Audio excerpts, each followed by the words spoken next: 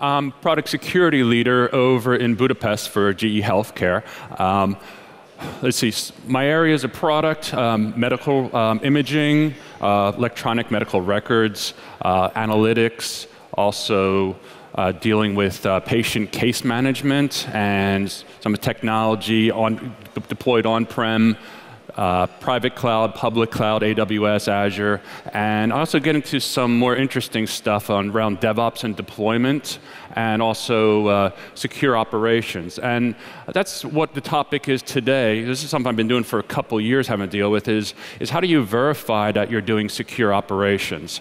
And a lot of people think of security, SECOPS, as something that's just more of a monitoring of, say, the firewall and what intrusions are coming in there. But what I'm going to tell you today is it's quite a bit more. I need you to verify that this is working, because attackers are not just attacking your firewall. They're attacking your applications. They're really attacking your organization is what they're going after in all different ways.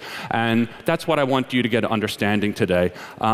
So I'm grateful to be welcomed back here, that the HUSTEF board brought me back to present. I presented back in 2017. And did anyone actually watch my YouTube video out there of 2017? Yeah, oh, actually, 3 people, including myself. That's actually better than I thought. So I'm trending better in social media as an influencer than I thought. Instead of 1, it's 3. Now, if you would have watched that, which you did, I demonstrated my very limited skill in Hungarian language. Today, I'm going to switch categories to famous Hungarians. So, gentleman I want to talk about is a Hungarian mathematician called Abraham Wald. Does anyone know? I saw this on Facebook over the summer trending. Anyone else see this? Oh, wow.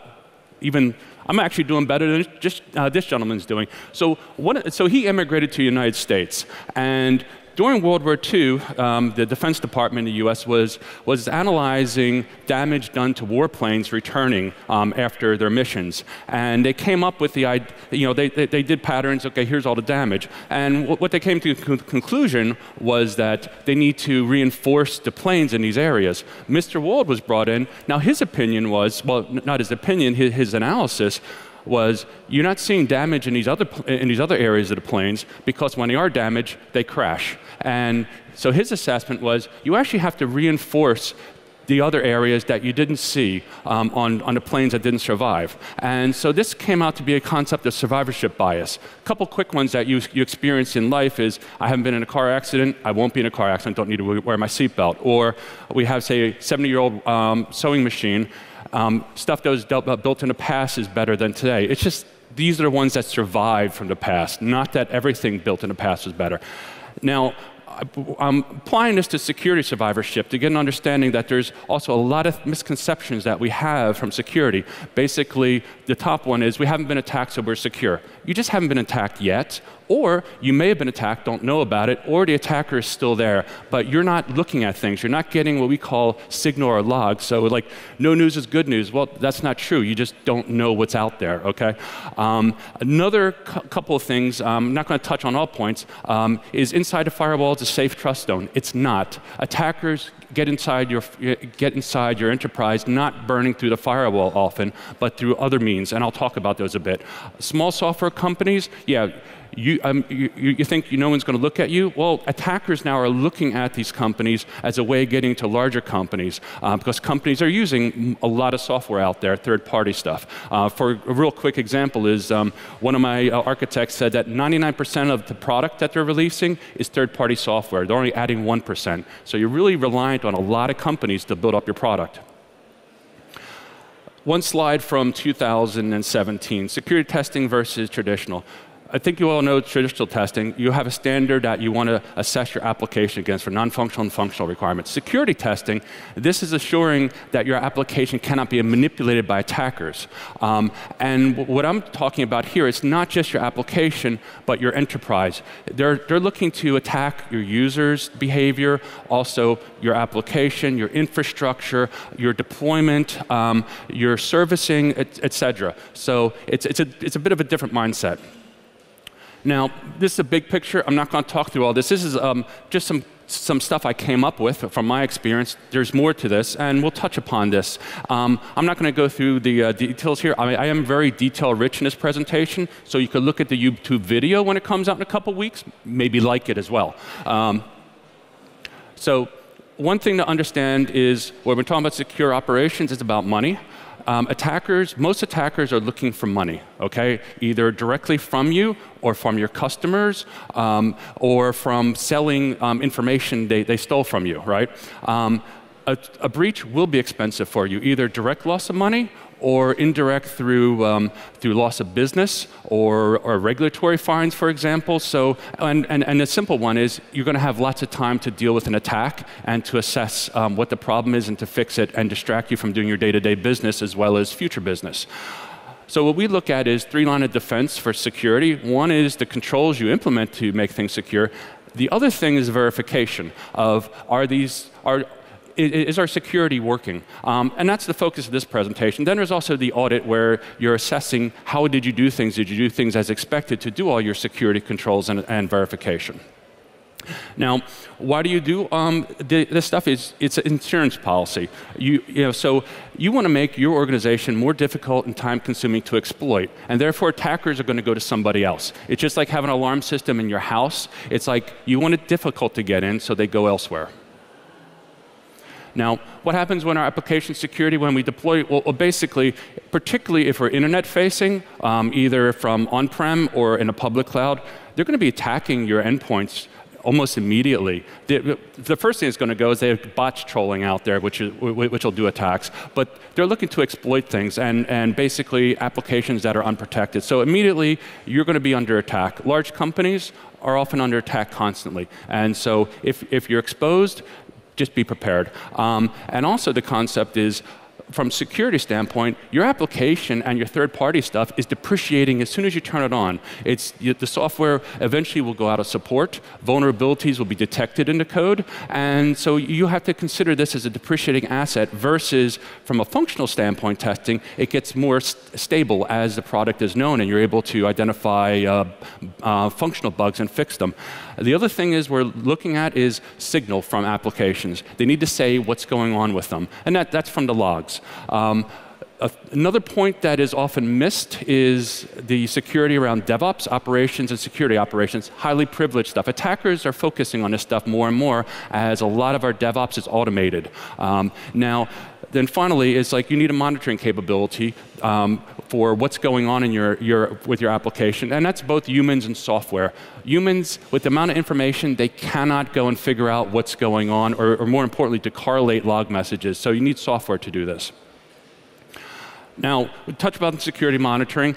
That's at the top. That's basically your dashboard, your software to monitor not just your firewall, but also your networks, but also logs coming from all parts of your organization, infrastructure, networks, et cetera. And, but when you have this information coming up, how do you understand that there's a problem? And often, you need to have a database, a knowledge base of known vulnerabilities. What is valid application behavior and user behavior? And what's out there? Who are your users out there? And what assets do you have? And you need tools to analyze this. And ultimately, if you identify that there's a problem out there, you need to have incident response. And that's where humans will take over in order to respond and do something or call someone. But you also need to have response lists. So here's the action. If I have a user that's logged into different IP addresses, here are the actions that you need to take. These things also need to be verified as well.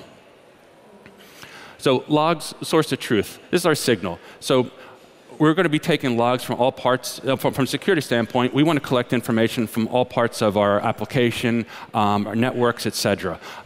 We also want it from third-party applications too. The other thing with the logs, they need to be protected. Attackers actively look to delete logs or modify them to cover up their tracks. You want to make sure that your logging is working, your application's putting out log messages. I make teams put in test cases to verify log messages are going out for what's expected and are in a good format, and the log infrastructure is collecting them. You also ensure your log infrastructure is functioning as well. That's part of the verification. Now, who is a user? What can they do? A lot of people think of users as humans. We're going far beyond that. Applications are users. OS has a user. VMs have a user. All machines are basically basically users, third-party software as a service, and also very important is privileged users, your admins, the ones running your DevOps, your ones running your operations. You want to be really monitoring these things and making sure that they're very secure. Ultimately, we want to be managing, we want to have identity management. We want to authenticate and authorize every user out there whenever they're trying to access something. We want to have a process for onboarding users, and sometimes there are anonymous users coming in. As with Internet of Things often, the concept is you're going to have a device calling in, and you got to figure out how to trust that and what that user is. So that's a particular thing to be concerned about. Another thing is a couple more things on this, revoking users. How do we go and get rid of, how do we turn off a user? And that's not just turning it off in the identity management, but it's also, there's often tokens that are still going to be alive for a while, how to make sure that they are not being used to get into our system as well after we revoke a user's privileges. Bad user behavior. So now we're into users, and so basically, attackers are really focusing on exploiting users in order to get their credentials. So as to phishing attack is the common one. So basically, have someone click a link, download malware, and start attacking. Like, put in ransomware, for example. The other thing that they really want to do is get credentials, particularly from business users, or more importantly, if they can get a privileged user or developer to give up their credentials by, say, dummying up the SSO login for a company and have it linked to a fake site. This happens a lot. This is often how attackers get inside. In order to mitigate this, companies will often do called good behavior training, so giving examples of phishing attacks and making sure, and so their employees get used to emails coming up and not clicking on stuff. Now, the other thing, now we talk about our organization behaving. Need good policies and procedures, one from a security perspective, but also how to be using our systems properly. One thing is that's also come up is you also want to have procedures, say business procedures, that don't encourage bad behavior. Say, for example, if an there's a work to be done that actually spans the workload of 2 employees, but there's only 1 employee that's assigned credentials to it. So then they start sharing credentials to finish the work for doing handoffs. You also want to evaluate application usage. You want to make sure that users are not stealing data, for example. So, one case, a use case that we have is, say, a practitioner on average looks at 5 patient records in an hour, right? Now suddenly a user is looking at 100 patient records in an hour. You want to flag that to make a call to find out what's happening. So now, this is some aspects of application security that need to be verified as well. Now we're thinking about the application. Big one for healthcare is regulatory inputs. NIST 800 as well as HIPAA compliance. This gives us a lot of our work items for how to make not only our application, but our management and our operations more secure. Something I've been hitting upon is I would call it business transformation plus integration. There's a lot of, say, mature applications out there that organizations want to extend the functionality, and often they'll do that by creating additional functionality, often in containers with services. You need to work out how that security is going to be bridged between your new functionality and your old functionality. Integration similar, but different systems. How do you go and build trust across your different systems? And often they might have different access control as well. Secure deployment. This is an important attack vector that attackers are looking at. Is if they can get into your deployment software, they can deploy their own software. And so, so we want our privileged admins to be really being careful about their credentials. Now we move up into kind of a bigger level around our applications, landscape management, call our ecosystem, our environment, multiple applications, and DevOps, which I touched upon a little bit.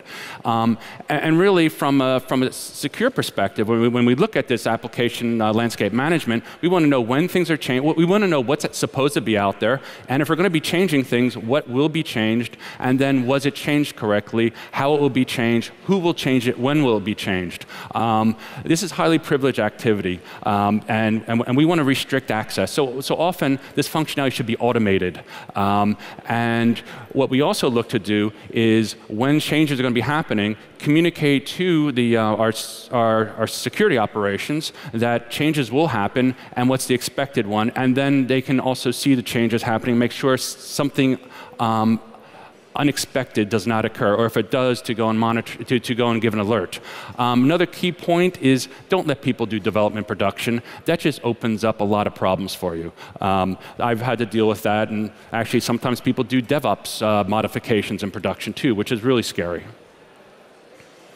Now, the next thing is, I mentioned before, is once you turn on your applications, it starts, from a security standpoint, it starts depreciating. But that's not just your application, it's also your infrastructure, your OS, your networks. In mainstream media nowadays, you're seeing the vulnerabilities to OSs being reported. And so you need to catalog all your third-party software, not just your application names, but everything that is running underneath it, including the OS containers, et cetera, because you want to be managing this on a regular basis, know what threats are coming out, know what defects are in your third-party software, as well as your own custom software too. You don't ignore that. And when things go out of support, you have to have a plan, lifecycle management, to basically bring in new software, your third-party, upgrade it, and have a patch plan for when say, critical defects are discovered. So a lot of times people say, oh, it's an existing product base. We just want to have our users move up to the next release, so we're not going to fix any bugs or fix any or do any improvements. You have to deal with the security aspects. Now, next is infrastructure. Key point, backup and recovery. So a lot of people, I've had to deal with this before, is you do backups, but no one really tests out if it can recover. So a key mitigation for attacks, say denial of service, where they're kind of bringing down your whole application or infrastructure, is the ability to go and recover. Also for ransomware, they encrypt all your data. Well, if you're backing up frequently, you just shut things down, redeploy, bring back your data. But you need to test this stuff to make sure this works. So often people do not test recovery. All devices need to be considered from a security standpoint on your infrastructure, and emphasize again, free doesn't mean secure. There's lots of great open source out there, nothing wrong with open source. It's more of, you have to evaluate it. Is it secure from what you expect it to be? The organizations that's supporting, well, not just open source, but any third-party software, are they doing proper security, operational security aspects? So you want to make sure it's not just you, but your partners as well.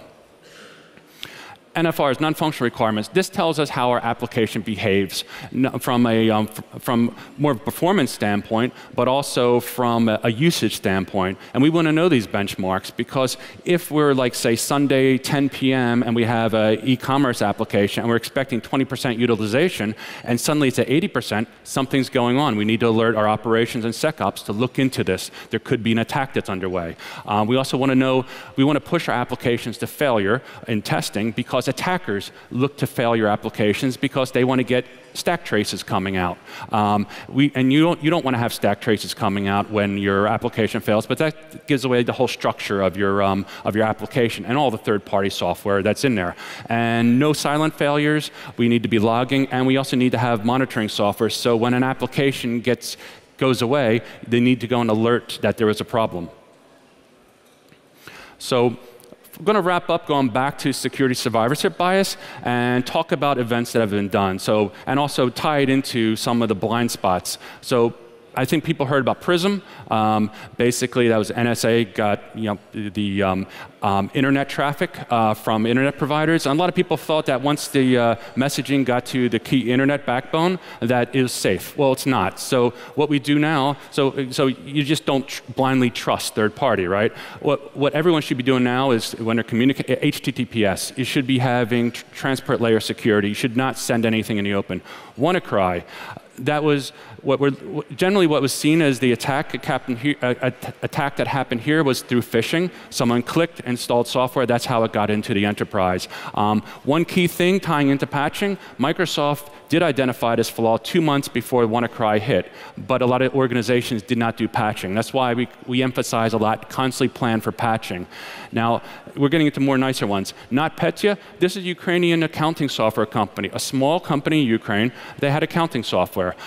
How they went and delivered updates to, say, configurations was through email attachments. Well, an attacker got into the organization, was sending out their own emails and attachments of malware to corporations around the world, including large ones like Maersk. So small software company was used as an attack vector on very large, wealthy companies.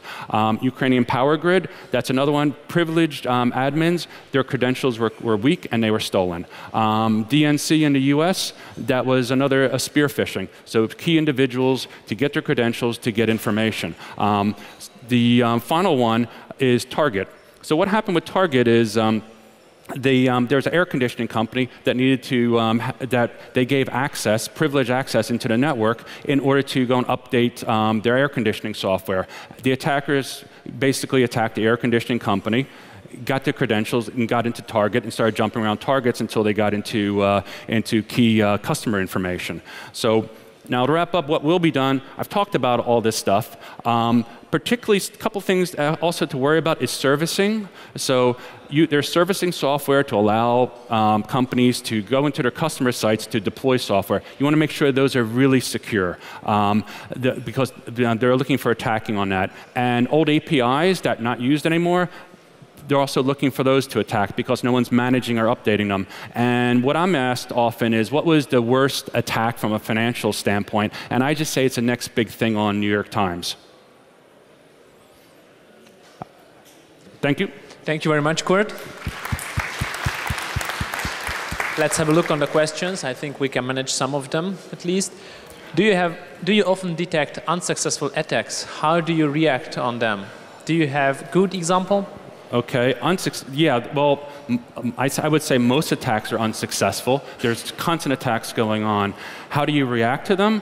Well, you kind of, I'll just say the IP address, for example. It was someone copy and pasted their login string and wanted to log in from a, I think they had someone else to use their login credentials. And we just basically updated that we don't allow multiple IP address logins. So we went back and updated the application so that that's not possible. So that's an example. I would say that wasn't an attack. It could have been, but that's a scenario is you basically update your application, or you also can update your monitoring software to detect that again, and also your firewall to, say, prevent some of the unsuccessful attacks. Particularly what we call is you can blacklist IP addresses. So if someone's attacking through a particular IP address, you can blacklist that, so they're not going to come. You're not going to be able to call into your organization.